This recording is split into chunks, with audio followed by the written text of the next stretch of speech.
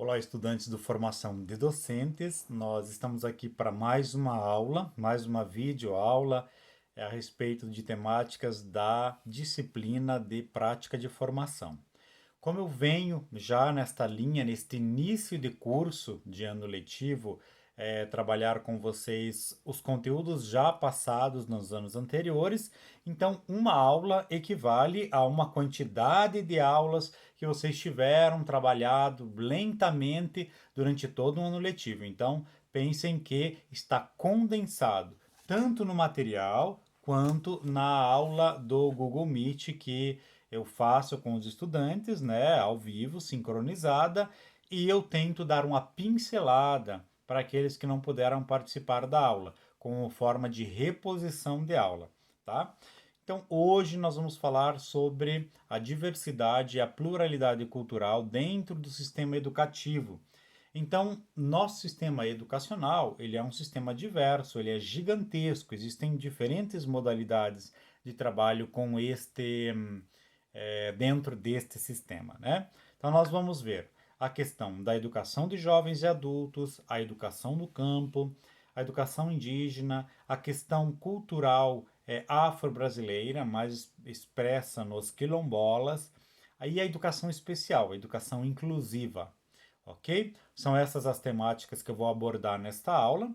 É, Existem outras propostas para o segundo ano que eu não vou tocar. Por exemplo, a questão da educação e projetos na área de educação ambiental e também projetos comunitários. Mas eu fiz esse recorte para dar em uma aula só todas as vivências, todas as possibilidades que teríamos é, de resgate de conteúdo de segundo ano, certo? Então vamos lá. Bom, qual é a minha proposta com vocês? Está aqui novamente o meu plano de aula. Eu sempre mostro porque vocês, como professores e professoras, têm obrigação de saber que toda aula requer um plano de aula, tá certo? Então eu tenho aqui os conteúdos que eu acabei de mencionar. E os objetivos? Qual é o meu objetivo? É a retomada dos conteúdos anteriores, né, dos anos anteriores, para que o quarto ano tenha essa possibilidade de relembrar e sedimentar, se apropriar, apreender este conhecimento. Bom, com vocês, estudantes, quais são os meus dois objetivos? Os meus dois objetivos são, primeiro, compreender em linhas gerais o conceito e a legislação a respeito da diversidade e pluralidade cultural presente no sistema educacional. Compreender em linhas gerais, resumidamente. Como eu digo, este conteúdo é para ser trabalhado durante um período longo, é um ano letivo praticamente, detalhando cada uma dessas temáticas, né? E identificar a particularidade, ou seja, os pormenores, aquilo que faz parte da identidade de cada uma dessas modalidades, de cada um dessas situações em que a educação se expressa, certo? Seja ela da educação de jovens e adultos, quilombola, indígena, educação especial, educação do campo, enfim. Tudo isso aí, tá bom? Então tá, vamos começar com o nosso texto. Dessa vez não temos três textos, como nas aulas anteriores. Este é um texto geral, tá? É um texto corrido, mas subdividido em tópicos. Então quero dizer para vocês, pode ser que esse vídeo fique maior do que os outros vídeos, porque eu vou fazer um vídeo só, né? Um grupo só de conteúdo para a gente acompanhar. Bom, então falando da diversidade, da pluralidade cultural, que é um fator muito importante para nós analisarmos o nosso sistema de ensino, tá? Porque o nosso sistema de ensino é diverso. Imagine um país como o Brasil, de dimensões territoriais, geográficas continentais. O Brasil é um país que existem continentes que caberia dentro do Brasil. Por exemplo, o estado do Paraná é maior do que muitos países da Europa. Ok? Então, para vocês terem ideia de qual a distância física que existe do Iapoque ao Chuí, de uma extensão a outra no nosso país, tão grande é a diversidade e o distanciamento das condições, culturais, de vivências, de hábitos, uma série de coisas, de adaptações linguísticas, inclusive, né? De formas de se expressar, de modo de trabalho, de territorialidade, uma série de coisas.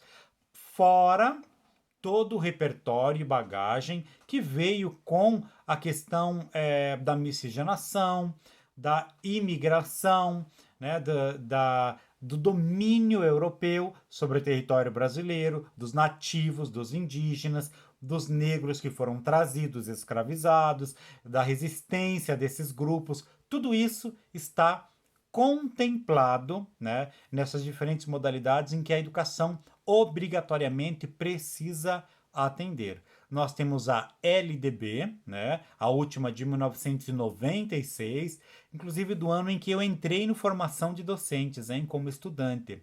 Eu fui estudante de formação e entrei no ano de 1996, ok? Justamente no ano em que estava mudando as coisas. A LDB, a Lei de Diretrizes e Bases, que tem poder constitucional, né? Faz parte da nossa Constituição no que toca à educação, ela estava sendo construída naquele momento. Bom, então vamos lá. Falar sobre a educação de jovens e adultos é o primeiro assunto que eu vou abordar agora com vocês, tá? E falar da educação de jovens e adultos para mim é muito especial. Por quê? Porque no começo da minha trajetória profissional, não exatamente no começo, mas quase no começo, há uns 3 anos, 4 anos depois que eu comecei de atuar como professor, eu já tive a possibilidade de vivenciar como professor regente, né, a educação de jovens e adultos. Eu tinha uma turma da fase 1, que é da alfabetização mesmo, daqueles que compreendem entre a primeira série, o primeiro aninho até o terceiro ano. Mais ou menos os conteúdos, as vivências, para vocês visualizarem, era dessa faixa. Então, eu ensinava mesmo a alfabetização, a questão do letramento, né? As letras, a questão sonora, a junção entre a fono e a grafia, a significação da palavra, a construção de texto, tudo isso foi muito gostoso de trabalhar com os adultos. Por quê? Diferente das crianças, os adultos têm um repertório muito maior. Eles trazem uma bagagem muito grande de vivências pessoais que você tem que valorizar, que você tem que resgatar para deste contexto você puxar o teu fio da meada da tua aula. Então, desculpa. Então, trabalhar com educação de jovens e adultos não é para qualquer professor. Não é. Tem professores que desistem na primeira semana. Por quê? Porque eles têm vontade própria. Porque eles têm personalidade. Desculpa. Porque o estudante da educação de jovens e adultos, ele já é um adulto, né? Ele já tem vivência.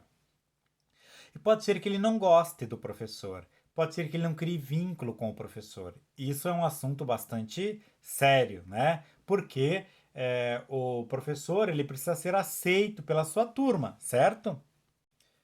Bom, como eu estava dizendo, o professor ele precisa ser aceito pela turma. É preciso que crie esse vínculo entre aquele que aprende e aquele que ensina. E na educação de jovens e adultos, que é um público completamente diferente das outras idades, os adultos, eles têm vontade própria, eles têm percepções próprias, eles vêm carregados de significados, de uma jornada de vida aí maior do que a do professor, né? De anos de vida, de longevidade. Eu, por exemplo, tive um estudante de 76 anos de idade, né? Da idade do meu pai, por exemplo. Eu sou caçula de uma família de 5 irmãos, então imagine só, né? Podia ser inclusive o meu avô, mas é, veja como é esse jogo de cintura que o professor precisa ter para lidar, para ser aceito, para ser acolhido, para acolher, para sensibilizar e para mostrar serviço mesmo, porque eles querem aprender a ler, querem aprender a escrever, aprender a ler e escrever mais do que cálculo e qualquer outra coisa.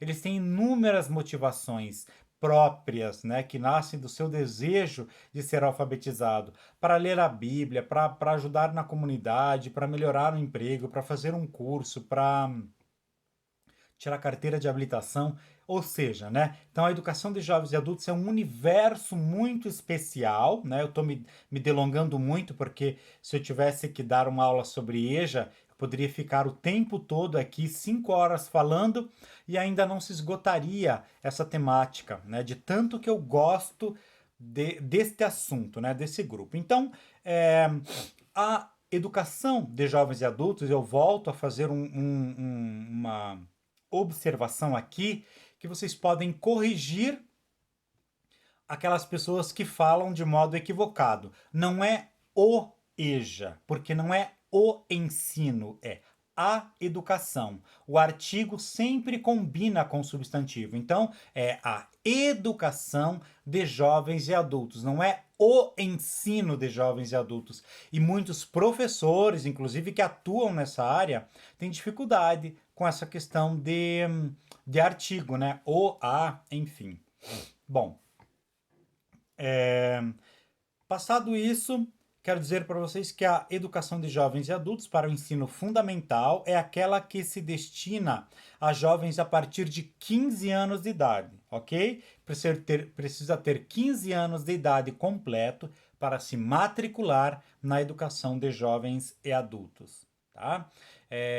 No ensino fundamental, seja ele dos anos iniciais ou seja ele nos anos finais. Os anos iniciais aqui no Paraná são de responsabilidade dos municípios e os anos finais eles são de responsabilidade do Estado. São poucas as escolas que em Curitiba ainda persiste ter os anos finais como responsabilidade da prefeitura. Inclusive o professor Andrew trabalha numa dessas escolas como professor de geografia para a prefeitura de Curitiba, o nosso vice-diretor. Bom, falando então de EJA ensino médio, o estudante precisa ter 18 anos completos para poder participar da educação de jovens e adultos em nível médio. E ela pode ser um supletivo, né? Pode ser distribuída em módulos. Existem diferentes formas de se dar acesso ao estudante da educação de jovens e adultos. Inclusive, existe uma prova específica chamada Enseja, em que o adulto que tem a idade certa e se sente confiante, tem saber suficiente para realizar essa prova, ele pode ou eliminar matérias, fazendo essa prova de todas as áreas do conhecimento, né, os componentes curriculares, ou ele pode concluir os estudos somente com uma prova.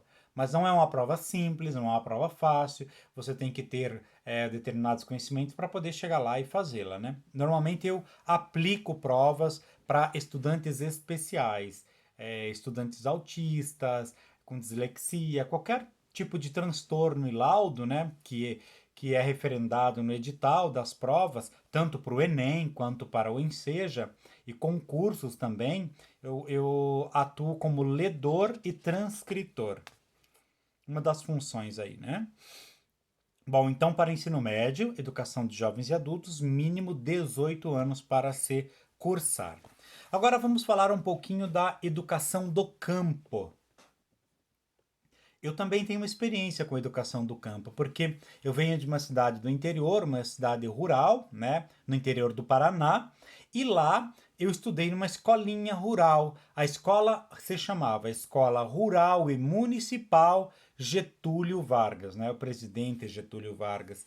E mas nós não tínhamos uma adequação muito especial.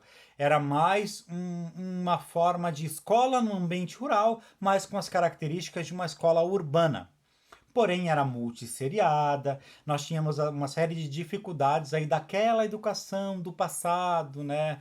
Que era uma fileira para cada série, o professor tinha que se desdobrar em quatro para poder atender quatro níveis diferentes de educação. Era muito difícil, né, naquela época. A gente saía com uma defasagem bastante grande porque você não era parelho entre os estudantes. Você ouvia a explicação da professora para os anos maiores, para os anos menores, para a gente da mesma etapa, e a professora, coitada, ela tinha que administrar tudo isso, né? Outros tempos, graças a Deus, vocês já não vão vivenciar esse momento tão difícil enquanto profissional da educação, né? Bom, então falando de educação básica do campo, a educação ela é para a população rural, óbvio, né? E ela tem três aspectos especiais. O primeiro são com relação ao conteúdo curricular e a metodologia também, que é apropriada, é adaptada para esta população, para este público em específico, né? E tenta atender às necessidades básicas, explicar as coisas mais voltadas para o fenômeno da natureza, o entendimento da realidade dos estudantes, né? Então, é uma educação bastante é, específica, vamos dizer assim, né?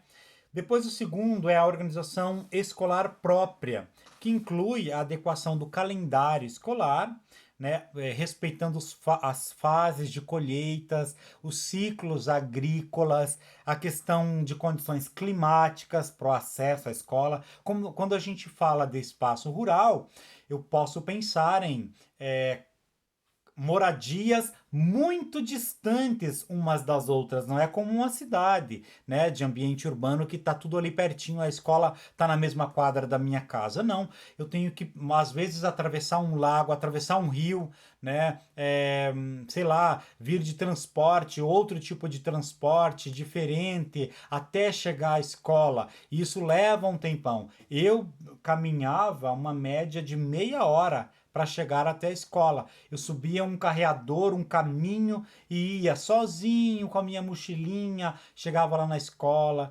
daí limpava o meu calçado para entrar na sala de aula, assoalho de madeira.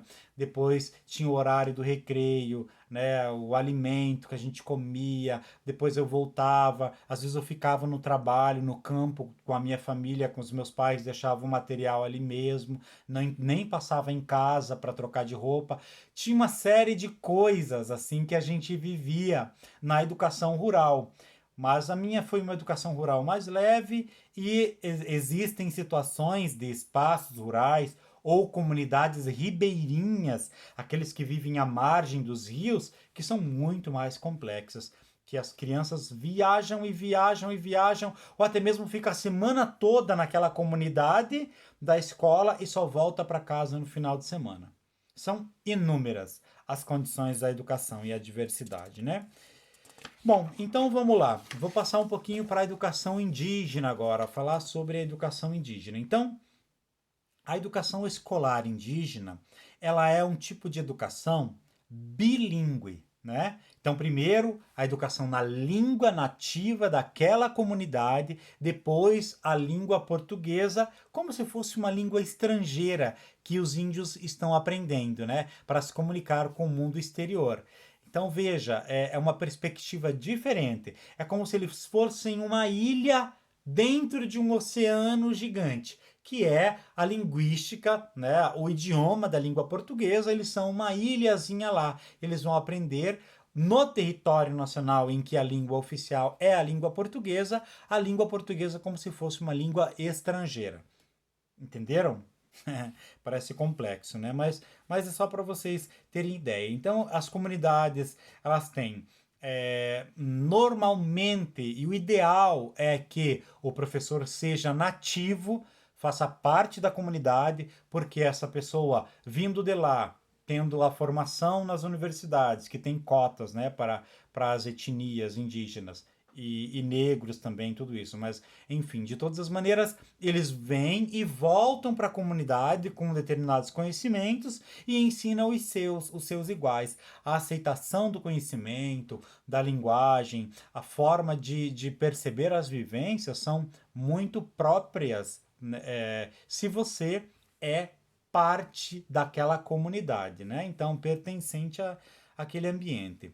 Eles têm princípios constitucionais próprios, uma regra ética, uns combinados ali de vivências, de ancestralidade, muito próprio deles. Então, a legislação da Constituição, o Código Penal, pode ser aplicada ao indígena, mas em caso de óbito, né? Em caso de assassinato, óbito não, de homicídio, de assassinato, tá certo? Porque eles mesmos têm as formas de punir eles próprios, né? Então, a exclusão da aldeia por um período de tempo, ou algum tipo de humilhação diante da comunidade, são formas, né, deles se entenderem, deles se organizarem e vivenciarem a própria conduta ética do grupo, aprendida de pai para filho, enfim, né? Então, esse tipo de valorização da condição, do território, né, da organização, da troca, das moedas, enfim, né, é muito próprio e a educação precisa respeitar essas questões de afirmação e manutenção da própria identidade na educação indígena, ok? Nós temos aqui na região metropolitana, também no litoral, também no interior do Paraná, muitas comunidades indígenas ainda preservadas, né, que são atendidas pelo Estado.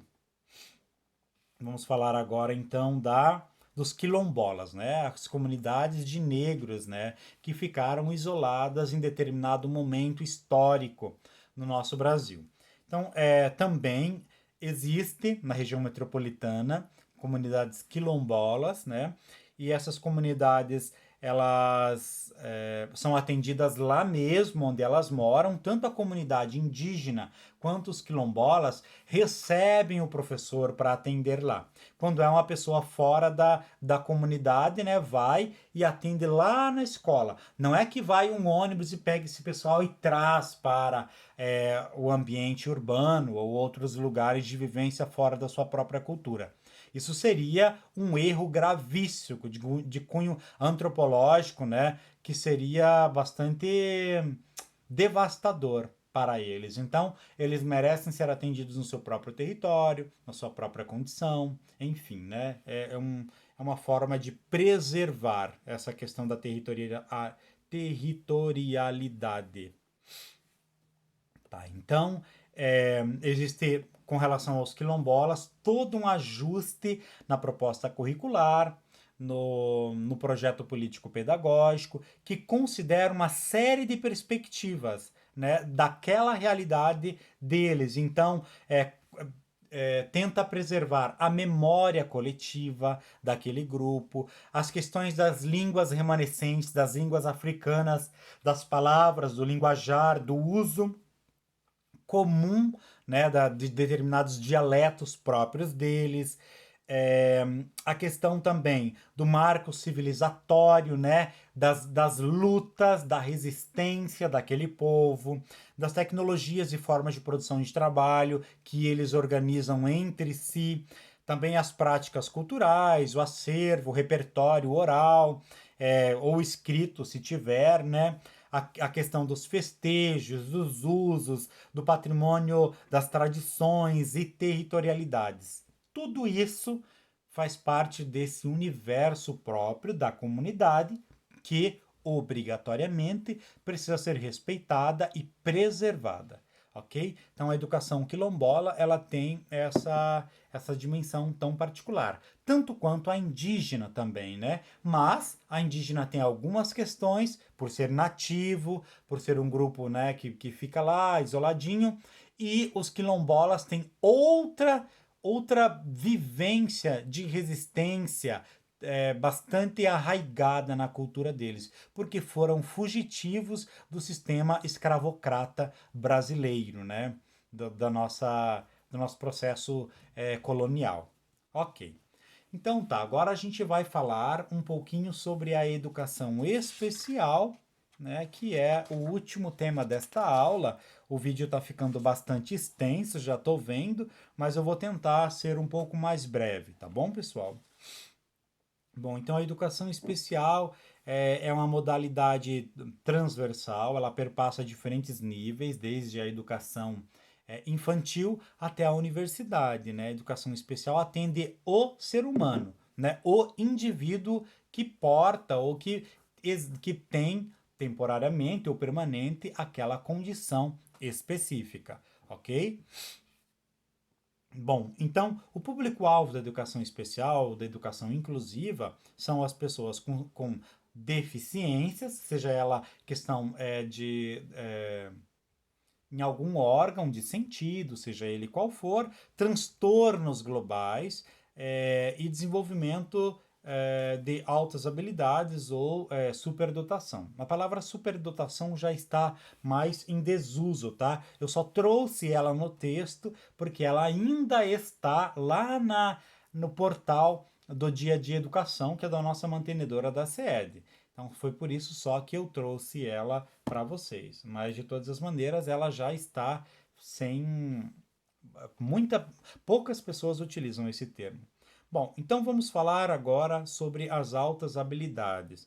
As altas habilidades são de pessoas que podem ter um avanço, né, uma herança genética que sobressaia de uma maneira assim bastante evidente com relação à média da população. Não é uma pessoa inteligente só, é uma pessoa super com altas habilidades, ok? Ela pode se manifestar em diferentes áreas do conhecimento. Pode ser na área da linguística, da lógico-matemática, da criatividade, na área musical, na área espaço-temporal. Pense lá nas diferentes, nas inteligências múltiplas de Gardner. Essas inteligências múltiplas, elas podem ser classificadas aí também com relação às áreas de conhecimento ou de de altas habilidades desses estudantes, né, desses indivíduos. Ok. Elas podem ser atendidas em centros especializados, salas de recurso especializada para altas habilidades, né? Curitiba tem esse tipo de atendimento depois de diagnosticada, né? Então é todo um processo de estudo, é feito um dossiê sobre aquele estudante para ver se ele realmente tem uma superdotação, uma alta habilidade, né? Ou se ele foi simplesmente estimulado, ou ele é inteligente, bastante inteligente, e sobressaiu um pouco acima da média, tá? Bom, vamos falar então sobre a deficiência intelectual e múltiplas deficiências, que é aquela que associa uma deficiência intelectual com física também, ou com outra, né? Outra situação. Existe também dentro desse grupo a surdez, que pode ser a surdez com perda auditiva leve, com perda auditiva moderada, perda severa ou a surdez profunda. São diferentes níveis, né, de ajustes que as pessoas vão receber atendimento. Pode ser que necessite de uso de aparelho, pode ser que não tenha nenhum tipo de distinção de som, né? Então a pessoa ela não é surda muda, ela é surda, tá? Não é surda muda, é surda. Muda se não tivesse o aparelho fonológico, mas as pessoas têm aparelhos fonológicos. Dificilmente uma pessoa não tem essa parte aqui do aparelho em funcionamento, preservada. Só não é usada nem estimulada porque não recebeu estímulo auditivo para desenvolver a fala, tá? É muito importante a gente ter essa clareza. Não é o surdo mudo, não é o mudinho, é o surdo, o deficiente auditivo. Bom, referente a isso, então, acho que ficou claro, né? As pessoas, muitos dos surdos aprendem a vocalizar, né? A articular e a fazer algumas pronunciações que chegam a ser compreensíveis para nós ouvintes. Então é importante na detecção desse tipo de deficiência já encaminhar para fono e para especialistas para que se verifique. se é uma questão de surdez, se é o aparelho que não está funcionando, né, o aparelho auditivo, ou se é uma questão de processamento auditivo. É uma desconexão entre o aparelho e o cérebro, então as coisas chegam de maneira mais atrasada, é como se fosse um delay, né? Existem crianças que têm esse tipo de problema. Às vezes tem o aparelho preservado, mas tem o processamento auditivo com defasagem. Com relação a esses estudantes, todos eles, né, que têm algum tipo de deficiência, fazem parte do processo de inclusão, a atenção especializada do professor, alguns necessitam de tutor para acompanhar, sempre com atendimento no contraturno, junto com grupos, né, com uma equipe multidisciplinar. Então, a educação, ela prevê esse tipo de atendimento, tá? Vou falar sobre a deficiência física ou neuromotora. A deficiência físico-neuromotora ela pode ser decorrente de uma lesão cerebral, né, a paralisia cerebral, por exemplo, ou a deficiência neuromotora, que impossibilita as pessoas de executar movimentos como nós fazemos, ok? É, pode ser que a pessoa tenha uma deficiência neuromotora, ou deficiência física mesmo, mas tem o cérebro preservado. Só é um cérebro, uma pessoa aprisionada em um corpo que não se manifesta de acordo com a vontade, com o desejo. Está desconectado o cérebro do corpo, ok? Então isso é bastante até angustiante de se pensar, né? É uma situação bastante delicada. Bom, lesão medular. As pessoas que sofrem de tetraplegia ou paraplegia, né? Tetra são os 4 membros, né? Ou se for a para é metade, enfim, né? Deficiência neuromusculares, como miopatia, distrofias musculares. Existem doenças, não é que as pessoas nascem com essa condição, só podem quando nascem. Pode acontecer a qualquer momento, qualquer pessoa sofrer de uma situação em que leve o seu corpo a deixar de ter funcionalidade. Você vai atrofiando, atrofiando e ficando e perdendo as suas habilidades motoras, né? Neuromotoras. Bom, vamos falar então sobre a deficiência visual. A deficiência visual existe dentro dessa categoria o cego, né? E aqueles que têm baixa visão, em diferentes graus, seja leve, moderado, com correção apenas com óculos ou necessitando de outros aparelhos, tecnologias assistidas, né, para o braille, enfim, né? O deficiente visual ele também tem direito à inclusão, né? Mas ele precisa frequentar um lugar especial onde ele receba a educação adequada, aprenda a lidar, fazer a leitura com o sensor, né? Sentindo com a ponta dos dedos, né? Bom, e tô falando tudo, gente, a grosso modo e muito rápido, tá? Mas vocês com certeza já tiveram a aula de educação especial e dentro dessa aula é um ano inteiro de aula, detalhando essas coisas que eu tô falando para você. Transtornos globais de desenvolvimento, então, são questões mais comportamentais, que são bastante sérias, né? Então, existem uma série de espectros autistas dentro dessa categoria, existem diferentes síndromes, transtornos desintegrativos, transtorno social, bipolaridade, transtorno opositor, psicoses, um monte de transtorno, transtorno invasivo e várias outras especificações de problemas das crianças, tá? Então é muito importante vocês depois estudarem cada um deles para não serem pegas de surpresa, porque isso a qualquer momento você pode receber um estudante com algum laudo desses, daí você tem que gerenciar essas situações, né? Mas tem a equipe pedagógica da escola, tem a direção, tem a secretaria de educação, que tem que dar suporte para o estudante, para o profissional e para o estudante também, tá certo? Pergunta agora, tarefa para vocês, ok? Conhecendo em linhas gerais as diferentes especificidades da educação e as ofertas para diferentes contextos e condições, faça uma síntese pontuando os conceitos e características da educação de jovens e adultos, educação do campo, educação indígena, educação quilombola, educação especial inclusiva. Veja, eu quero que vocês coloquem uma a uma e vai descrever aquilo que você entendeu, aquilo que é próprio de cada uma dessas modalidades de educação, modalidades, ofertas de educação.